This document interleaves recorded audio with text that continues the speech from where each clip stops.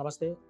जैसे कि माता की एक जो हम प्रोग्राम कर रहे हैं, माता के एक चर्चे चल रहे हैं कि माता की देवी महिमा। देवी महिमा जब तक अधूरी है कि जब तक हम किसी साधु, संत उनसे इनके विषय में ना पूछें। आज हमारे साथ एक जानी-मानी वो शख्सियत बैठी हुई है और उस घराने से है जिसने हमारे सनातन धर्म को बचाया।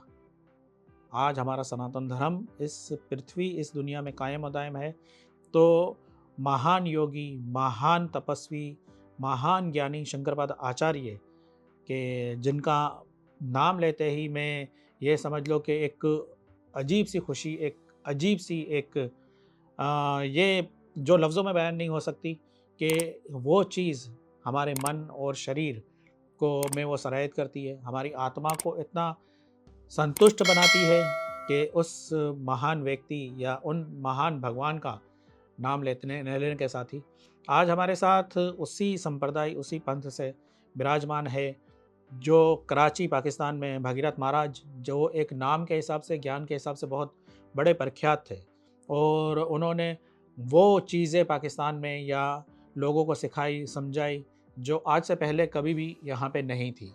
तो हमारे बीच विराजमान है परसोत्तम साहिब और मैं उनसे बिल्कुल एक रिक्वेस्ट करूँगा, एक इल्तिजा करूँगा कि माँ आदि शक्ति इस देवी के विषय में आपके और भगवान शंकरपाद आचार्य के क्या विचार थे? क्योंकि देखिए, जब देवी की बात हो रही है तो हम सब जगह से, सब पंथों से इनकी कुछ ना कुछ वातावरण और वाणी ज़रूर लेंगे। इसका मेन कारण ये है कि हम एक वो संयोग बनाना चाह रहे हैं, एक वो चीज़ बनाना चाह रहे हैं कि जो लोग समझते हैं कि पाकिस्तान में लोग पंथा-पंथी के चक्कर में हैं। मैं इस चीज़ को बिल्कुल ख़ारिज इम्कान समझता हूँ कि ऐसा कुछ भी नहीं है कि पाकिस्तान में आज भी सनातन धर्म से लोग जुड़े हुए हैं, वो हर किसी का आदर और हर किसी को मान्यता देते हैं। तो पूज्य परसोत्तम साहिब, पहले तो वेलकम और धन्यवाद आपका कि आपने हमें समय दिया। बस मेरा सा एक छोटा-सा प्रश्न है कि महामाया आदिशक्ति भवानी के विषय में आप कुछ ऐसे प्रशंसा करें कि हम भी संतुष्ट हो और देखने वाली हमारी ये ऑडियंस उनको भी माता पे एक दृढ़ विश्वास हो। सबसे पहले मैं अपने गुरु श्री भागीरथ स्वामी को स्मरण करता हूँ और आदि जगत गुरु शंकराचार्य भगवान का जो गुरु के लिए उन्होंने अपने गुरु के लिए जो मंगलाचरण बोला, मैं वो बोलना चाहता हूँ। जो अज्ञ होकर भी संपूर्ण वेदांत के सिद्धांत वाक्यों से जाने जाते हैं, उन परम आनंद शिव रूप सद्गुरुदेव श्री गोविंद को मैं प्रणाम करता हूँ। ओम पूर्णमद पूर्णमुदम पूर्णात् पूर्णमुदच्यते पूर्णस्य पूर्णमादाय पूर्णमेवावशिष्यते। ओम शांति है, शांति है, शांति। सबसे पहले मैं आप लोगों का बहुत आभारी हूँ कि मोहन भाई हरि सोलंकी आप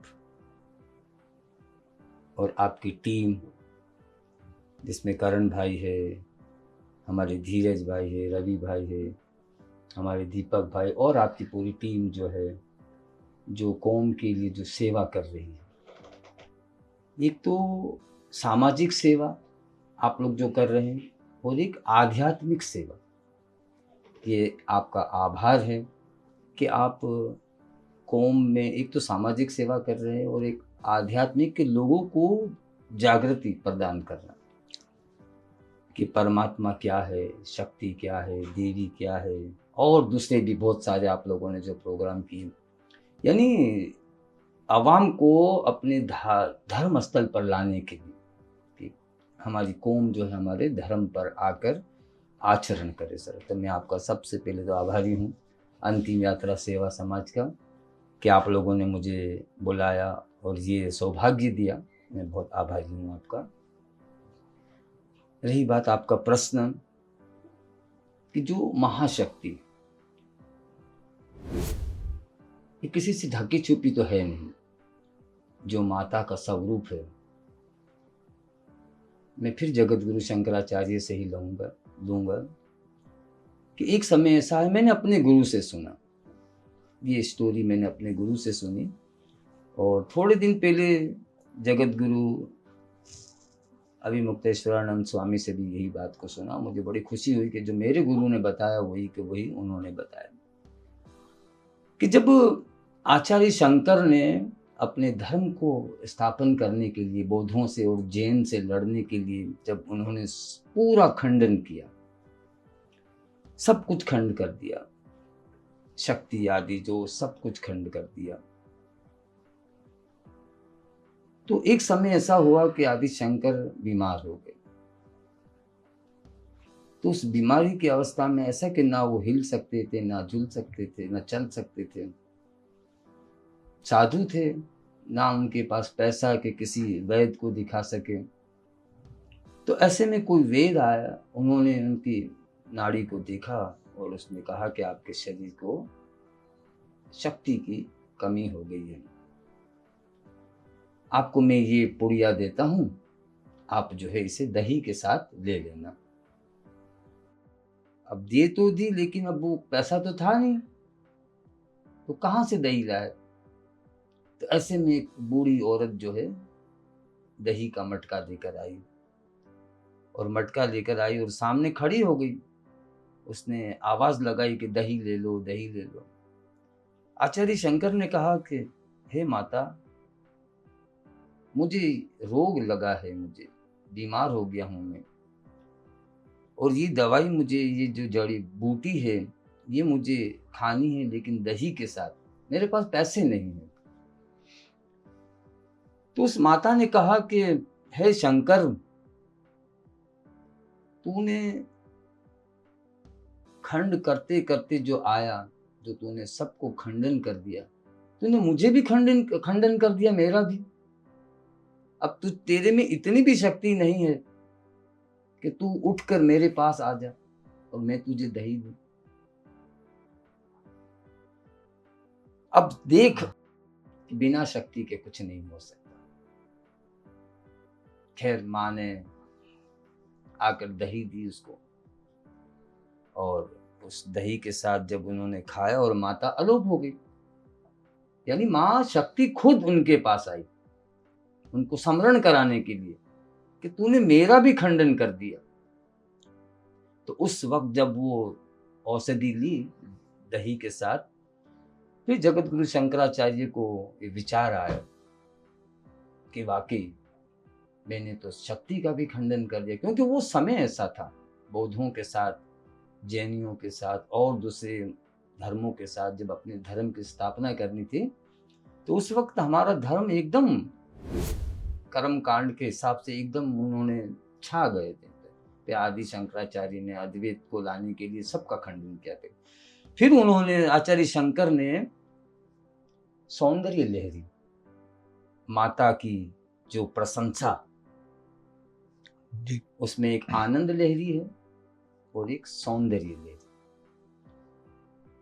तो सौंदर्य लहरी में ये है कि माता की पूरी रचना है, उसकी उपासना है। 41 श्लोक जो है वो आनंद लहरी के हैं, और 59 श्लोक जो है, ज्यादा है श्लोक, तो वो माता की भक्ति के लिए। फिर उन्होंने जो पहला उनका श्लोक है, उन्हीं पे हम बात करेंगे। तो उन्होंने कहा कि जब वो माता की प्रशंसा की उन्होंने, कि जो शिव है बिना शक्ति के नहीं चल सकता, यानी ये कायनात, ये सृष्टि जो है उस शक्ति के बिना उत्पन्न हो ही नहीं सकती।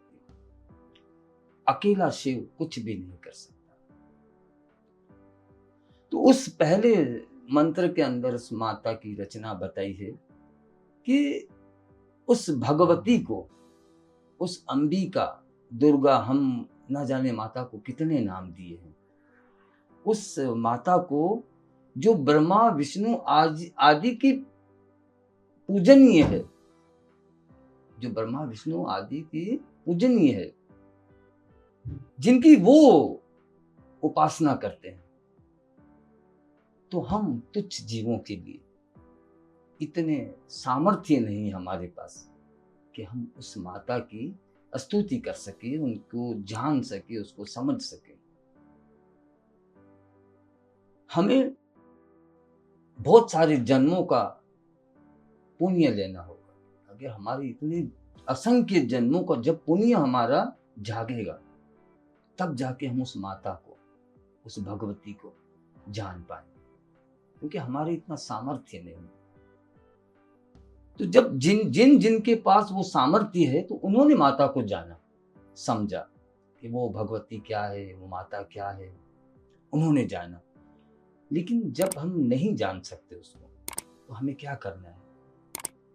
जैसे माता के जागरण होते हैं, माता का कोई भी उत्सव मनाया जाता है, तो हम वहां पर जाकर माता की स्तुति कर सकते हैं, उनकी जय जयकार कर सकते हैं।